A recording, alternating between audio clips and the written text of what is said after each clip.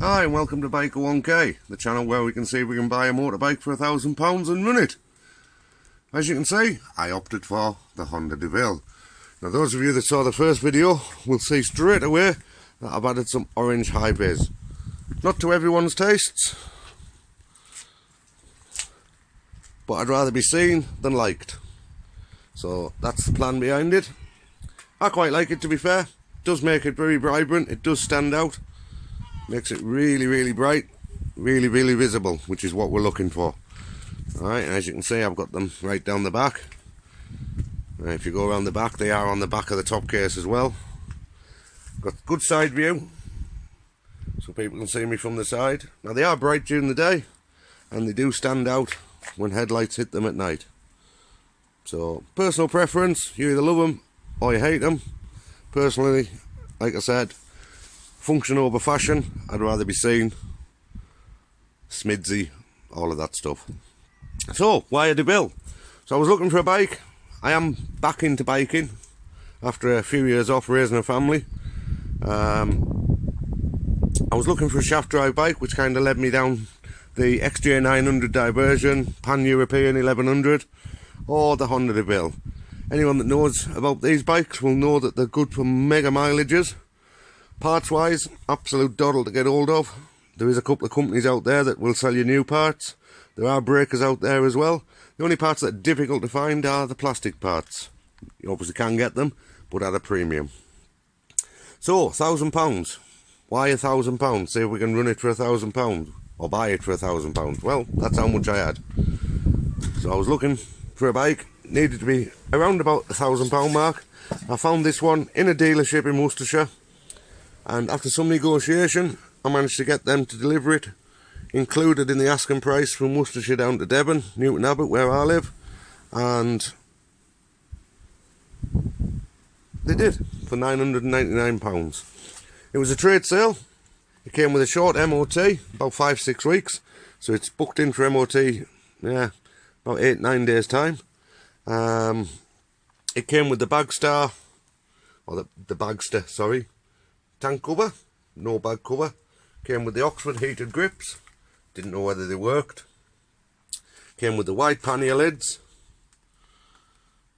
Didn't come with the top box, I've added that. And that was pretty much it, really. I didn't know anything about the bike other than I was guaranteed that it runs and starts. That was the only guarantee they'd give me. So it was kind of sight unseen. I hadn't seen the bike before I purchased it. They did send me some in-depth pictures, but you couldn't really see a lot. Now it's not 100%, it is rideable. I have ridden it, I've done about 240 miles on it since I got it. Mostly local miles, I haven't been anywhere more than 15-20 miles from home. I have taken it to work a few times. Initial thoughts: ride's nice, sticky front caliper on the left, which I'm going to sort out. Slight backfire on the exhaust, but the exhaust is, well, yeah, it's probably seen better days, to be honest. It is legal, there's no holes in it. The front pipes are alright, but it's the rear silencer. Probably replace that at some stage as well. Alright. It comes with the foot guards, as you can see. Quite a rare thing to find nowadays. It also comes with the hand guards, which is both things I wanted on my wish list after doing the research. It does come with a slightly larger touring screen, the one with the holes in it, as you can see. And the main thing I was looking for was the wider panniers. Now the DeVilles come with built-in panniers, obviously, but they normally come with the little short, skinny ones, which are normally about that wide, so come out to about there. I wanted definitely the wider pannier lids, because I do plan to do a little bit of UK-based touring, myself and my wife. You can't find these white pannier lids anywhere. So I told the wife that if the bike was an absolute no-starter, I could probably break the bike and sell the bits, get me money back. Yeah, I don't think I'd be far off, to be honest, if I had to do that. But she's too good a bike. So the history on the bike: she's a 2-owner bike. The last owner owned her for about since about 2001, I think. Very good condition. There are a few scratches on the panniers, etc. Little things like there's a bolt missing on the bottom of the handguard. It's been held in with a cable tie wrap, zip tie, whatever you want to call them, depending on where you live in the world. Alright, so little things like that I've got to do. Alright, there's a little crack in the fairing at the top, been taped together. Previous owner did that. It is solid, however, so it's not moving. Alright, well, just little things like that that I need to sort out over the coming weeks. Now, initial plans, get it through the MOT. Give it a damn good service, clean it all up. You look down at the engine, inside the engine here, if we can, there you go. A little bit oily and greasy and what have you inside there, so it's a fair enough job, I think. The previous owner has hammer-righted a lot of stuff.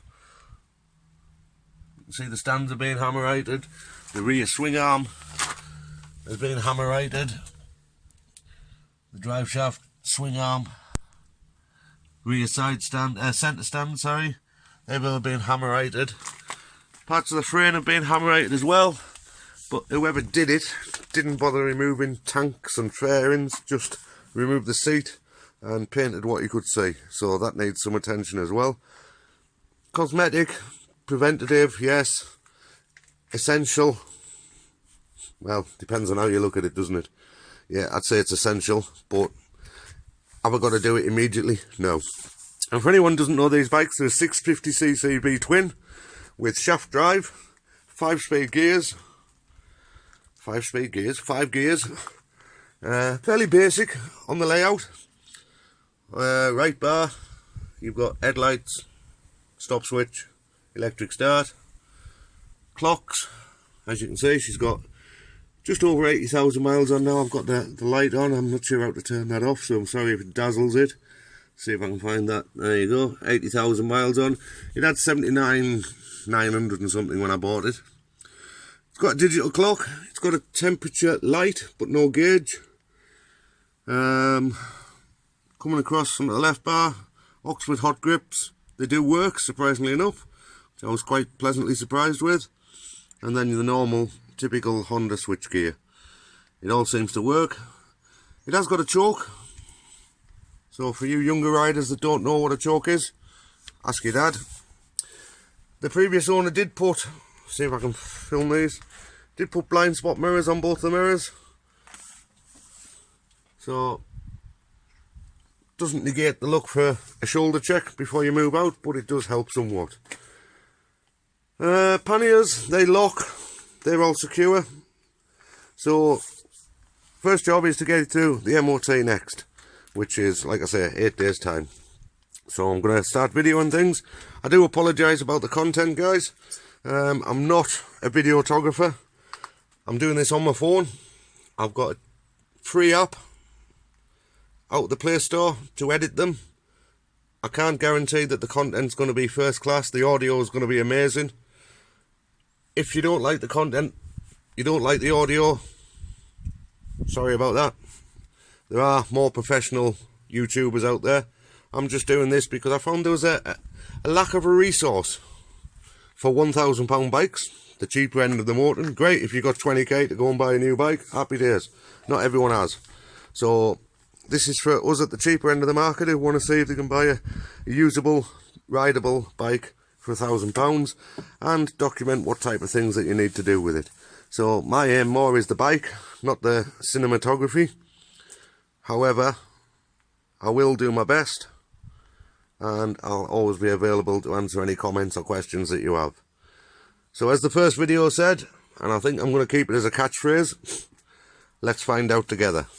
Don't forget to like, subscribe, follow this journey with me. It could be amazing, it could be a scrapper. Let's see how the MOT goes. Thanks for watching, cheers, bye.